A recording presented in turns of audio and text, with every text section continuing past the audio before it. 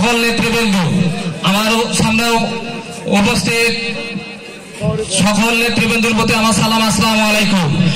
দীর্ঘদিন আন্দোলন সংগ্রামের পরে 5 তারিখে ছাত্র জনতার গণ অভ্যুত্থানের মাধ্যমে শেখ হাসিনার পতন হয়। এই পতনের মাধ্যমে বাংলাদেশ দ্বিতীয়বারের মতো স্বাধীনতা পায়। এই স্বাধীনতা আমাদের ধরে রাখতে হবে, কারণ বিএনপি আর আওয়ামী লীগের মধ্যে কিছু পার্থক্য আছে। বিএনপি আর আওয়ামী লীগের মধ্যে পার্থক্য কি? আওয়ামী লীগ যখনই ক্ষমতায় আসছে তখনই আলেম সমাজের জেল জুলুম, অন্যায় অত্যাচার তাদের শিকার হতে হয়েছে।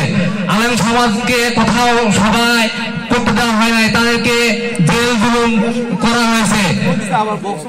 আওয়ামী লীগের মধ্যে আরো পার্থক্য বিএনপির মধ্যে। আওয়ামী লীগ যখন ক্ষমতায় আসে তখন সাংবাদিক বিন্দুরা তারা হচ্ছে সংবাদ প্রকাশ করতে পারে না। তার বাস্তব উদাহরণ হচ্ছে, আপনারা জানেন সকলেই, সাগর রনি হত্যার মামলা এখন পর্যন্ত বাংলাদেশের বিচার হয় নাই। এই ফ্যাসিস্ট আওয়ামী লীগ সরকার এখন পর্যন্ত সেই বিচার করে নাই। এই বিচার হবে বিএনপি সরকার ক্ষমতায় আসলে। তাই আগামী নির্বাচনে আশা করি এই 7 নম্বর ওয়ার্ড থেকে সাইফুল ভাইকে ধানের শীষের বিজয় এখান থেকে যেন একটা ওঠে, সাইফুল ভাইকে যেন বিপুল পরিমাণে একটা ভোট দেওয়া হয় এখান থেকে। এই আশাবাদ ব্যক্ত রেখে আমি আমার সংক্ষিপ্ত বক্তব্য এখানে শেষ করছি। বাংলাদেশ জিন্দাবাদ।